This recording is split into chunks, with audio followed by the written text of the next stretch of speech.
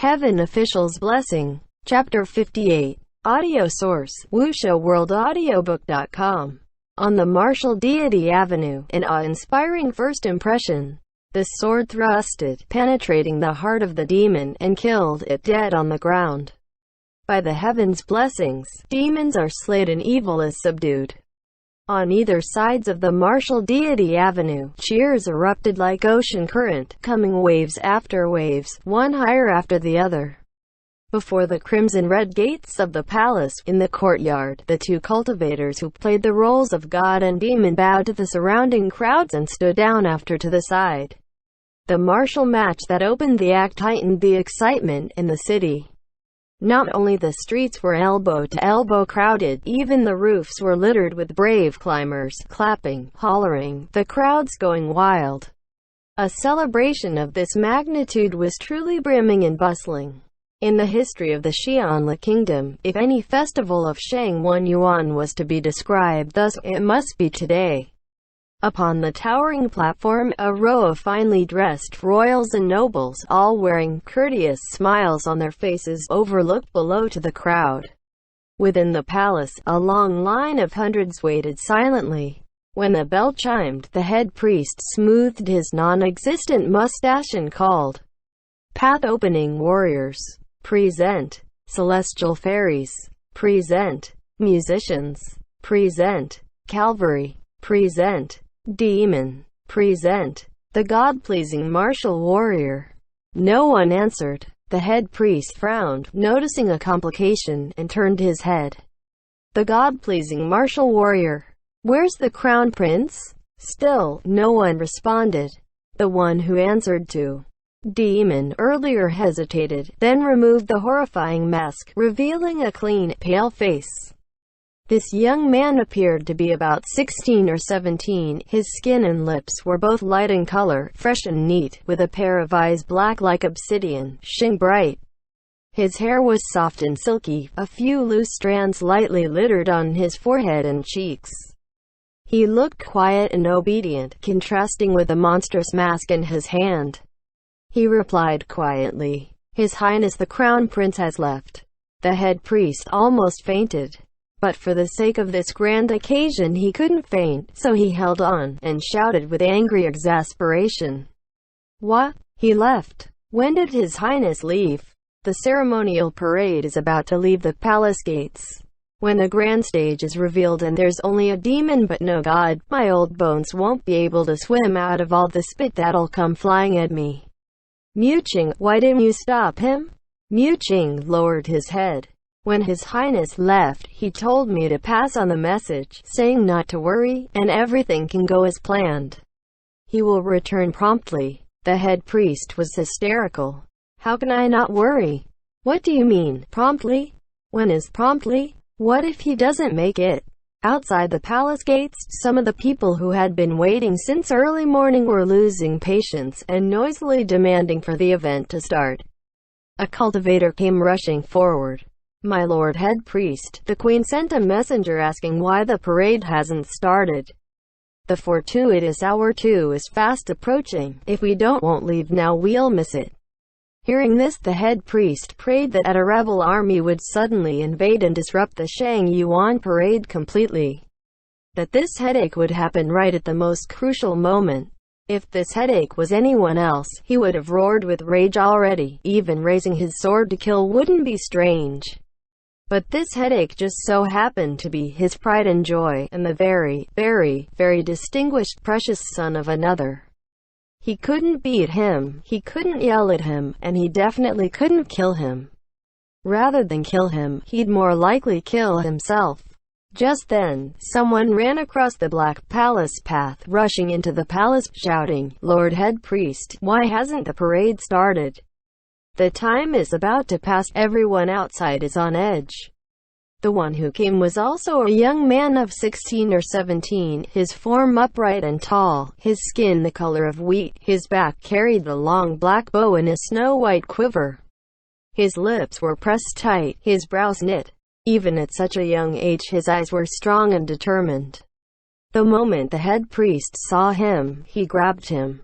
"Feng Shen, where's His Highness?" Feng Xin was taken aback but instantly appeared to have understood something, and anger filled his eyes, turning his gaze to Mu Qing.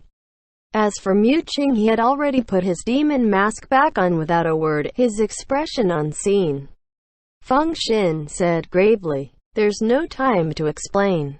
Please start the parade immediately. His Highness the Crown Prince will not disappoint you." There was no escape. Bringing out a grand stage without the God-pleasing martial warrior was death. Delaying the procession and missing the fortuitous hour was also death. Despairingly, the head priest waved his hand. "Start the music. Depart." Upon receiving the command, the flutes and strings started to play, and the hundreds of royal warriors at the front of the procession cried, beginning their march, leading the massive, impressive parade. "They have departed." The warriors at the front symbolized the thorny paths of the mortal world. Immediately following were the virgin girls especially chosen, beautiful and elegant, a basket in their hands, tossing flowers in the air like fairies, paving the path with blossoms and filling it with fragrance. The musicians rode in carriages of gold. The moment the procession left the palace gates, the crowds were amazed and astonished, fighting to catch the flowers. However, no matter how glamorous, how grand, this was only the warm-up act. The grand float, a glorious stage, was about to emerge. 16 white stallions decked in gold pulled the grand stage from the depths of the palace gates, slowly coming into sight before the eyes of millions. On the stage was a black-clad demon, a monstrous mask on his face, a 9-feet Zangbeito in his hand before him, and gravely, he shifted to a fighting stance. The head priest's heart was tense, waiting for a miracle. Yet, no miracles happened. The crowd broke into chatter. Above on the high platform, the royals and nobles frowned, looking at each other, all wondering, "What's going on? Why is the God-pleasing martial warrior not on stage? Has His Highness the Crown Prince not arrived yet? Where is Brother Lien?" In the center of the tall platform sat a dignified, handsome man, and a pale-skinned, amiable and gracious noble woman. They were the king and queen of the Xianli kingdom. Not seeing the one who should be there, the queen appeared worried and gave the king a look. The king took hold of her hand, using his gaze to comfort, telling her not to worry, and watch and see what would happen. The crowds below, however, had no one to comfort them, and yelled crazily, the shouting so loud it could almost raise roofs. The head priest wished he had the courage to kill himself. Yet, Mu Qing, who was on stage, was quite calm. Even without his opponent, he looked at ease, taking care of his own mission, and Clang threw his heavy saber down, resting it upright before him. Performing a round of chilling slaughter, the black-clad youth impressively ended the opening act of becoming a demon. By face and by form, Mu Qing was delicate and elegant like a gentle scholar, but an impossibly heavy 9-feet Zanbeito was still swung like it was feather-light in his hands, as if it was weightless. Another group of cultivators playing demons leapt onto the stage. They were instantly defeated, and chased off the stage. The sword danced skillfully, calm and collected, and made the performance quite exciting to watch, so some in the crowds cheered for him. However, the people didn't come to watch demons causing havoc, so after that act there were more noise demanding, "Where's the God-pleasing martial warrior? Where's His Highness the Crown Prince? We want to see His Highness playing the great martial emperor. Defeat evil." Upon the towering platform, a furious voice shouted, "Where's my cousin? What the hell? Who wants to watch this bullshit? Where the fuck is my cousin the Crown Prince?" No need to see who it was. Obviously that loudest voice belonged to none other than Shirong, the Prince Xiaojing. Sure enough, many looked up and saw a young man finely dressed in a light turquoise brocade with a necklace rush to the edge of that platform, raising his fists angrily. This young man was no more than 15 or 16, his face pale and his brows black, rather good-looking, but his face was twisted, as if he would jump off the tower at any time to punch someone. However, the tower was too tall, so if he jumped he'd break his legs if not die. So instead, he grabbed a white jaded teapot and threw it. That thrown teapot was aimed directly at the back of the head of the demon, flying at him speedily, looking like it might knock him out on the spot. But surprisingly, the demon shifted his body, raised the zanbeto slightly, and caught the teapot on his blade. The quivering teapot came to a stop at the tip of the blade, prompting another wave of cheers. Mu Qing then flicked the long saber and the teapot was hurled into the air, later caught by someone below the stage. He continued to play the role of the demon languidly, swinging the zanbeto, slaughtering humans.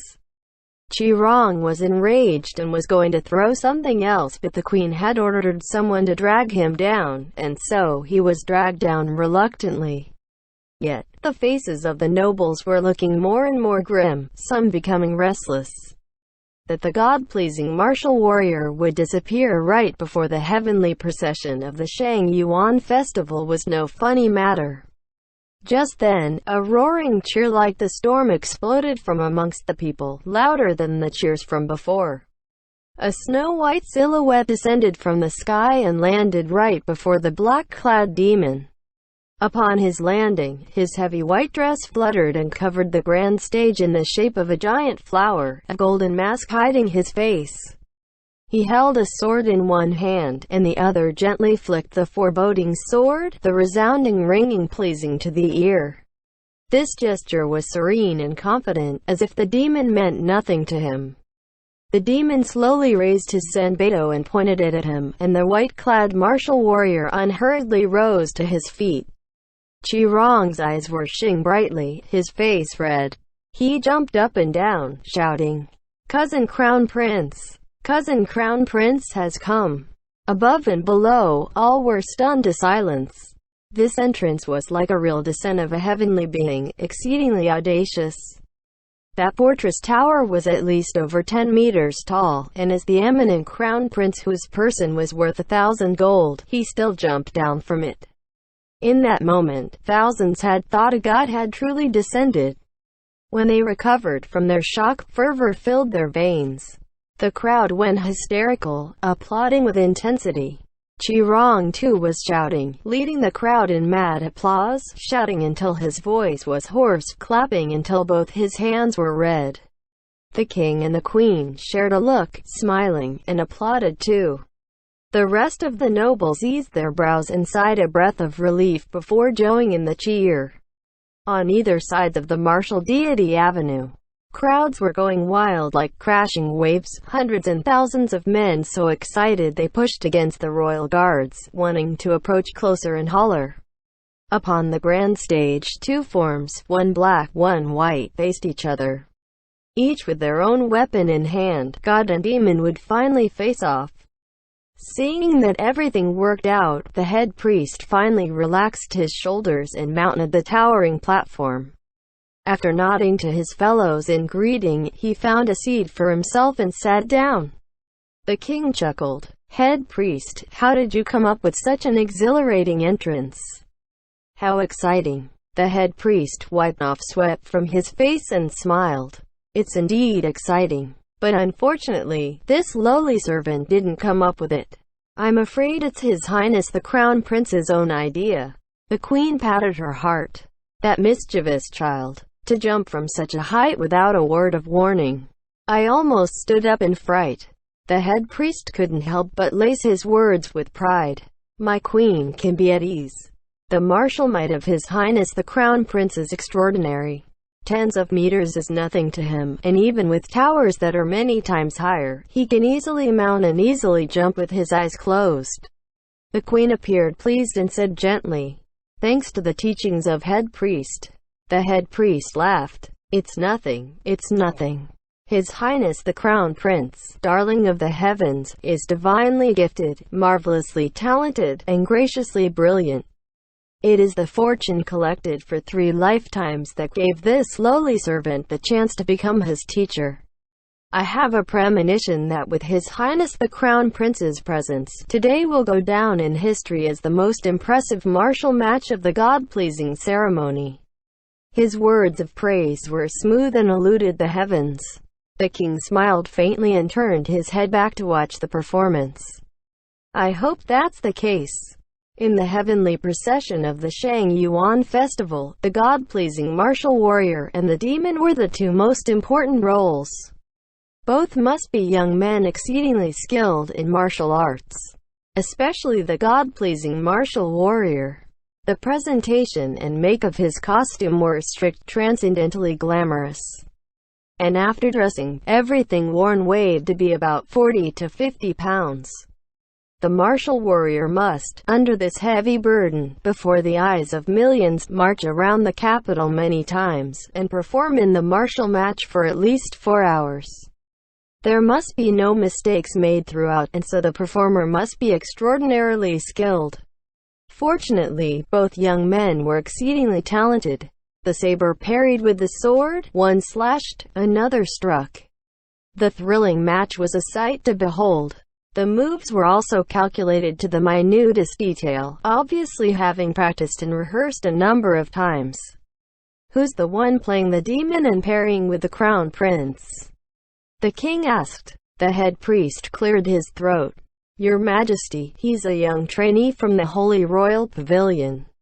His name is Muching," the queen said gently. "I see the child is also rather skilled in fighting, just a bit weaker than my son. Maybe about the same level as Feng Shen." The head priest didn't appear to agree to her sentiment. Qi Rong had been laying on the lap of the queen munching on grapes, and spat out the skins in a rush. "PSH, PSH, PSH. No way, no way. Not just a bit weaker, he's far weaker. Not just anyone can compare to cousin Crown Prince." Hearing this, the queen patted his head, smiling, and the rest of the nobles all laughed, their bodies swaying back and forth in mirth. They teased, "Little Wrong certainly clings to his cousin. If he doesn't praise him for a day, he's miserable." Down below in the crowd, the cheers and hollers were rising to the heavens. "Fight! Fight! Kill him! Slay the evil!" The roars of excitement was growing stronger. Qi Rong was also adding to the noise, both his hands around his mouth like a trumpet, shouting and laughing. "Cousin Crown Prince, go! You can easily knock him down with one hand, show him off."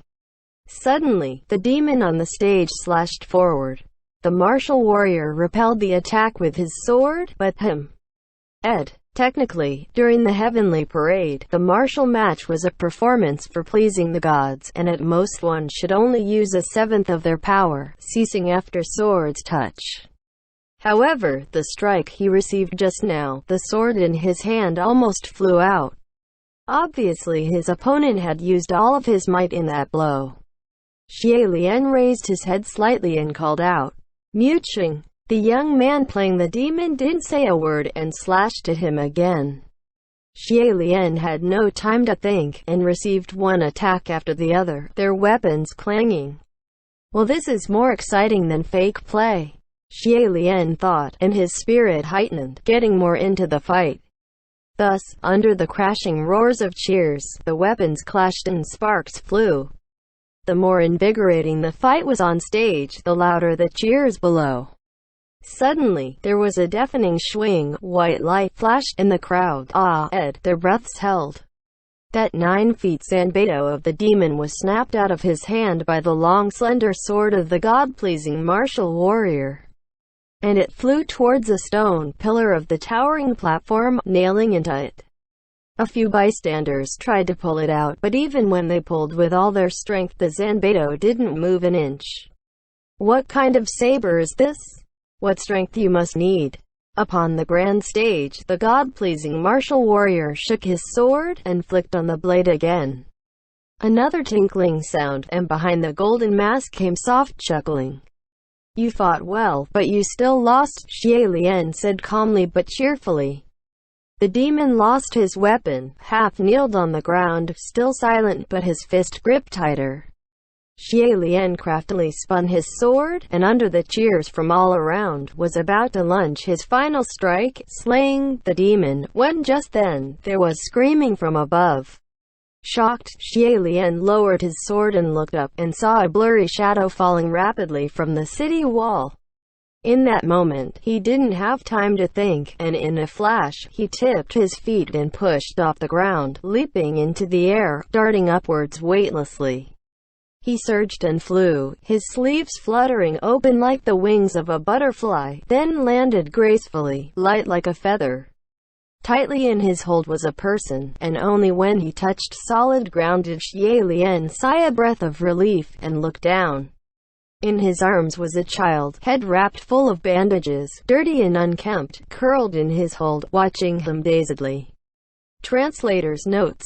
Shang Yuan Festival is also known as the Lantern Festival, marking the 15th and last day of the Lunar New Year. It's a day for worshipping and celebrating the celestial heavens. On a separate note, Zhang Yuan celebrates the dead, and Sha Yuan celebrates the waters. Yuan means the origins of the universe in Chinese foundation philosophy. Iking and the Yuan festivals divided the lunar year into three: the upper, Shang; the middle, Zhang; and the lower, Sha, each celebrating the divine forces that invigorate the world. Fortuitous hour, the best time to do something based on the daily fortune calendar that stipulates how lucky each hour is based on the date, month, year, and the stars. End chapter.